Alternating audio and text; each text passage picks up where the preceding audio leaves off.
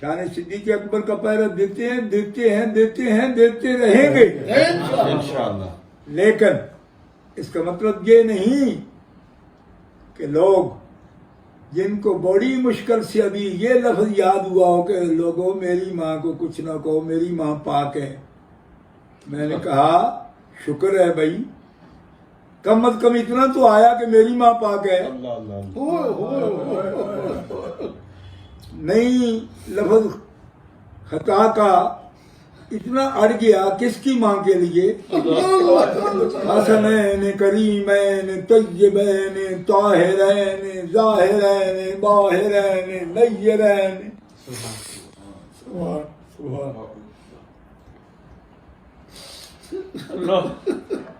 ہوش.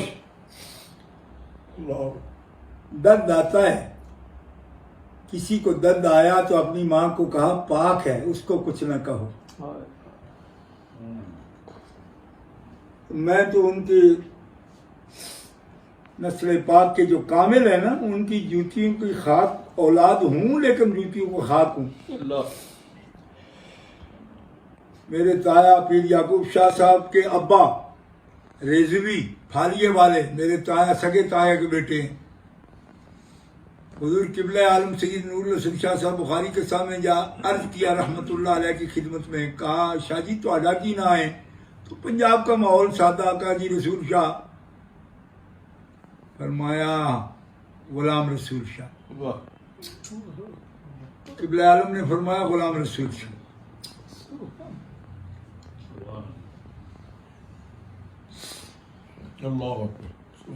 آل رسول بھی کہے گی تو کہے گی غلام رسول شاہ. میرے تایا جان نے خود مجھے اپنی گود میں بٹھا کر یہ بتایا ساڈے بھی ایو جیسا، ہم قبلہ عالم کے نوکر ہیں. خانہ زاد نوکر دیکھنا ہو جس نے سید نور الحسن شاہ صاحب بخاری رحمۃ اللہ علیہ کے نوکروں کو دیکھ لے. صرف اتنی گزارش ہے اہل اسلام کہ یہ کوئی بحث کا مقام نہیں تھا، یہ کوئی امتحان آ گیا. کیوں؟ اہل سنت و جماعت حنفی ماتریدی بھی سیدہ پاک کی شان کے لیے اڑیں گے اور لڑیں گے، اور بحث و مناظرہ کے بعد کہیں گے ہم مان جائیں گے.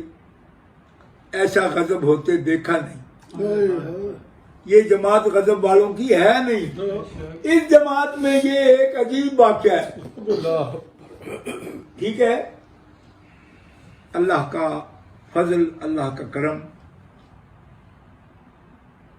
کہ ایک نہیں سینکڑوں علماء کرام جید سے مراد وہ تنظیم المدارس والا جید نہیں ہے، وہ تو سیکنڈ کلاس کو جید کہتے ہیں نا، میں وہ دوسرا جید کہتا ہوں. ٹھیک ہے، تو وہ سب غلامی کے لیے موجود ہے، بے شک کوئی کمی نہیں ہے کسی چیز کی، اور اس گھرانے کو کمی رب نے آنے دی نہیں. ٹھیک ہے، لیکن لوگ سمجھتے ہوں گے کہ پتہ نہیں شاہ صاحب کو اجازت دی ہے یا نہیں ہے. وہ اجازت نہیں دی ہے، میں نے محنت کی ہے. میں کہہ رہا ہوں سیدھا، میں نے محنت کی. میں کہ سید ہم لوگ ہیں نا، کریں گے نا نوکری، نہیں کریں گے تو کیا کریں گے پھر؟ باہر جاؤں گے بیٹھ کر. اس تنور کے پاس تو ہماری ڈیوٹی نہ ہو. ہاں، اس کے پاس ڈیوٹی نہیں. آل زہرا ہیں جن کے لیے صحیح حدیث میں رسول پاک کا فرمان ہے، من حب ہذین یعنی الحسن والحسین اباہما و امہما کان معی فی درجتی فی الجنہ. شیوخ الحدیث مہربانی کر کے جامع ترمذی اٹھا کے دیکھ لیں. جو میرے حسنین سے پیار کرتا ہے اور ان کے باپ سے اور ان کی اماں سے، وہ میرے ساتھ محمد الرسول اللہ کے ساتھ میرے درجے میں، میری جنت میں نہیں، آپ کے درجے میں. اور میرے باپ حافظ الحدیث میں نے عرض کیا حضور ایک آدمی نے مجھے کہا حضور کے درجے میں اگر یہ غلام چلے جائیں گے تو پھر تو انبیاء کی اہانت ہو جائے گی، کیوں کہ انبیاء سے بھی اوپر درجہ ہے حضور کا، حضور کے درجے میں یہ غیر نبی ہیں، یہ داخل ہو جائیں گے تو نبیوں سے بھی اونچے کیا ہو جائیں گے۔ اتنا بڑا رکا ہے خارجی کا میرے پاس، منڈی پھلروان میں میری تقریر تھی، آج سے 40 سال پہلے کی بات کر رہا ہوں۔ میں نے جب جواب عرض کر دیا، میری عادت تھی جب تک والد گرامی حیات تھے تو جو بھی جواب دے بھی دیتا پھر بھی تصدیق کراتا ان سے آتا۔ میں نے کہا جی میں نے یہ کہا، میں نے کہا تو نے لمبی کر دی بات، جواب ٹھیک ہو گیا، لیکن بات لمبی کی، کتنے منٹ لگے ہوں گے؟ میں نے یہ 15 منٹ۔ میں نے کہا فرمانے لگے ہاں یہ بات بس ایک لفظ میں بھی ہو سکتی ہے۔ میں نے کہا وہ کیسے؟ فرمایا یہ غلام اس درجہ میں اگر اس درجہ کے مالک بن کر جاتے تو اہانت ہوتی، مالک اس کے محمد رسول اللہ ہیں، اور آپ کا وعدہ ہے حسنین کے غلاموں سے کہ چونکہ حسنین مجھ سے دور نہیں رہیں گے وہ جنت میں میرے ساتھ ہوں گے، کیوں کہ جگر کے بغیر کیسے جنت میں؟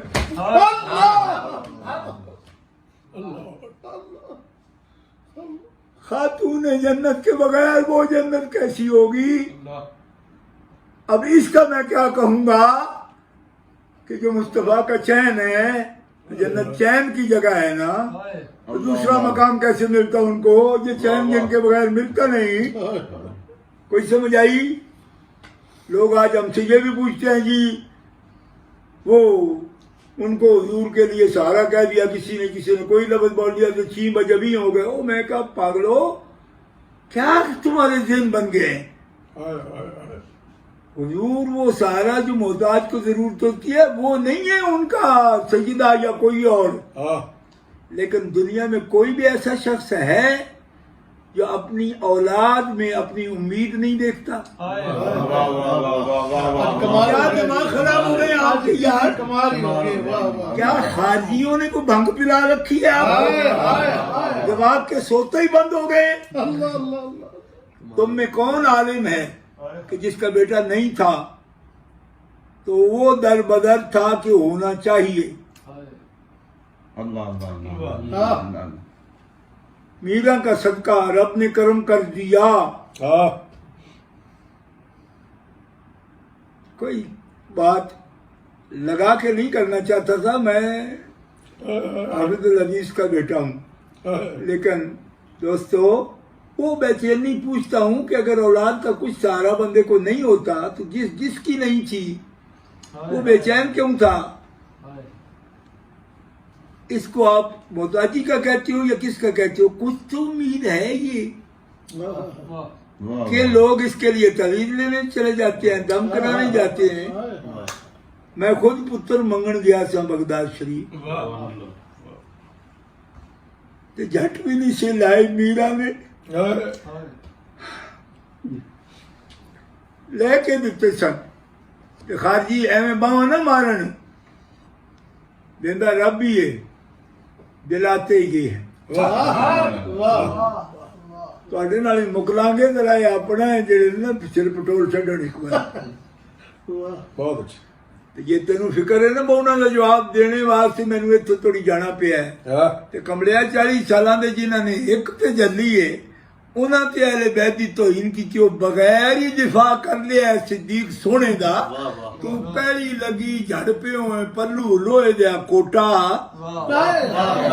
سدے ہی ہوئے ٹوٹے لے کو ٹری نہ آئے بابا میں تو رہائی۔ ہم سے بھی پوچھنا تلوار کی دھار پر چل کر توازن کیسے رکھا جاتا ہے؟ اس فن کے لوگوں کو رضا کے غلام کہا جاتا ہے، اور یہ سبق بریلی والوں نے پڑھا کے دکھا دیا۔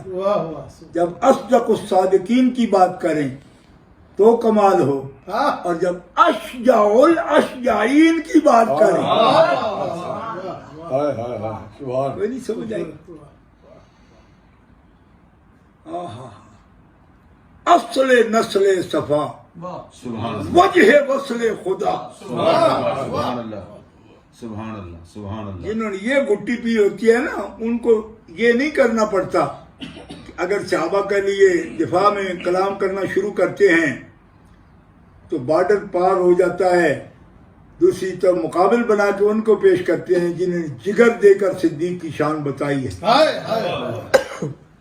کوئی گلہ نہ خلافت پہ کیا ہے، نہ امامت پہ کیا ہے، نہ فدق پہ کیا ہے. تیری حدیثیں بتا رہی سب، میری حدیثیں بتا رہی، مصطفیٰ کی حدیثیں بتا رہی سب، کہ کلام ہی چھوڑ دیا تھا. اس کو کیسا اجتہاد کہو گے؟ اجتہاد والے تو چپ کرتے ہی نہیں. ایسی نہیں بات. سبحان سخن شناس نئی دلبرا خطا اینجاز، خطا اینجاز. سخن شناس نئی دلبرا خطا اینجاز، خطا اینجاز نہ آجاز. واہ واہ واہ. سبحان سبحان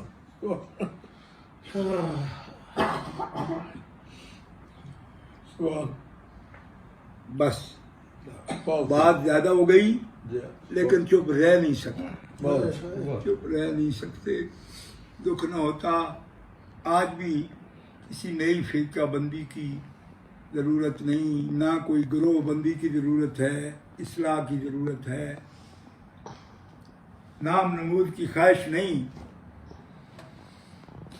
آج لوگوں کے وقف بنانے، ٹرسٹ بنانے اور دارالعلوم قائم کرنے، اکیڈمیاں بنانی لوگوں نے سیکھی ہیں، ہے نا. 1925 میں جس کا پردادا امیر ملت ٹرسٹ قائم کر گیا اور گاؤں کے گاؤں کو کہہ گیا اپنے اپنے گھر بالٹیاں چھڑ دیو، بالٹیاں لیا کرو تو امیر ملت ٹرسٹ جو کھانے بھر کے لے جائے. اب خواہش نہیں ان کی. ایسے ہم لا تزکوا انفسکم کے ساتھ کوئی بات کرنے کی تیاری نہیں، لیکن میں یہ اس لیے کر رہا ہوں کہ جب تک اصولی عقائد میں کوئی شخص متبع ہے اپنے مالکوں کا اور اپنے انصاب کا اور اپنے اجداد کا، اس کے لیے احتیاط لازم ہے. ٹھیک ہے. باقی ایک اشارہ دیتا ہوں اگر کسی کو سمجھ آ جائے. میں خادم ہوں آپ سب کا، اہل سنت و جماعت کا. میرا اور کوئی اعزاز نہیں ہے نوکری، اگر وہ بھی قبول ہو جائے. اگر ہماری علماء صاحب علم جن کو اللہ تعالیٰ نے ذہانت دی ہے اور وہ لوگ دین کو سمجھتے ہیں، صحابہ کرام اور اہل بیت اطہار کے بارے میں توازن کسی طرح بھی کھو بیٹھیں گے نا تو موقع پیدا کریں گے. آپ اگر خارجیوں کی طرفداری کرو گے نا تو لوگوں کو رافضیت کی طرف دھکیل دو گے، اور اگر تم رافضیت کی طرف رہو گے تو اس صورت میں یعنی اگر صحابہ کرام کے وکیل بنے اور توازن کھو بیٹھے، رافضیت کو فروغ ہوگا. اور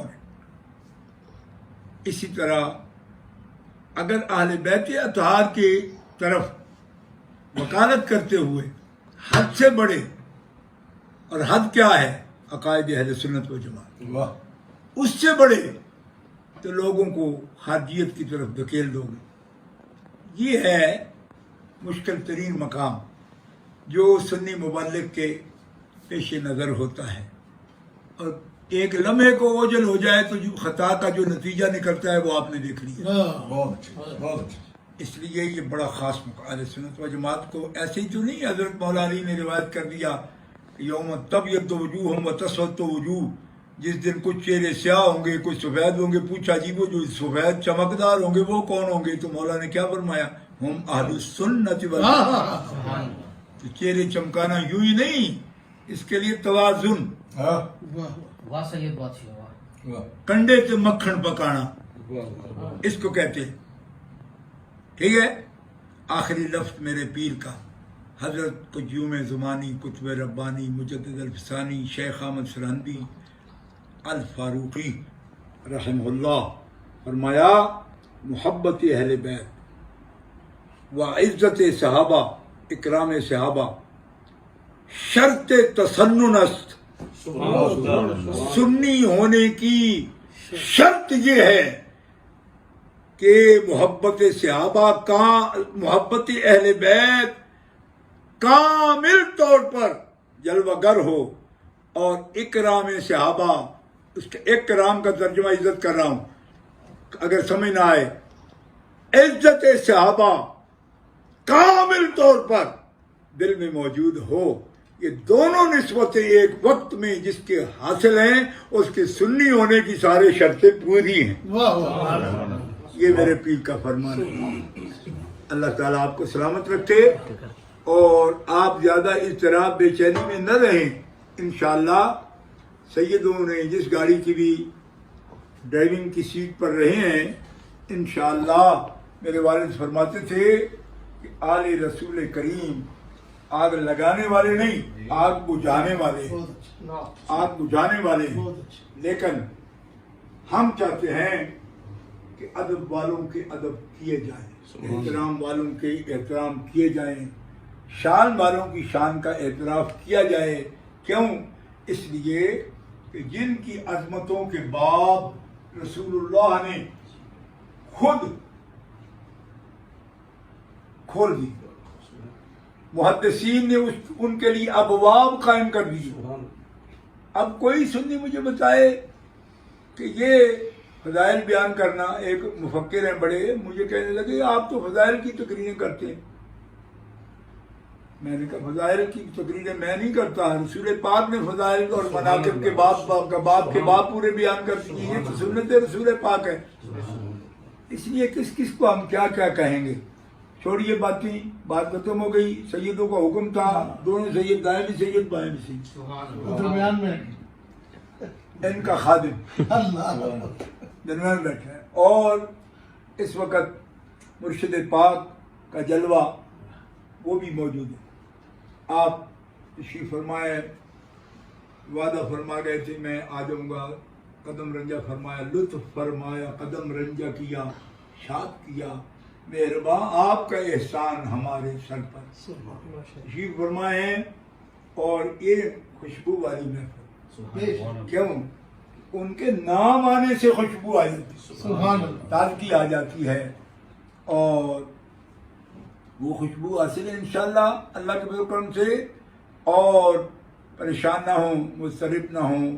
انشاءاللہ تقاضے حکمت کے بھی، موعظہ حسنہ کے بھی، اور جدل ہو تو جادلہم باللتی ہی احسن، ہی حسن نہیں، احسن احسن.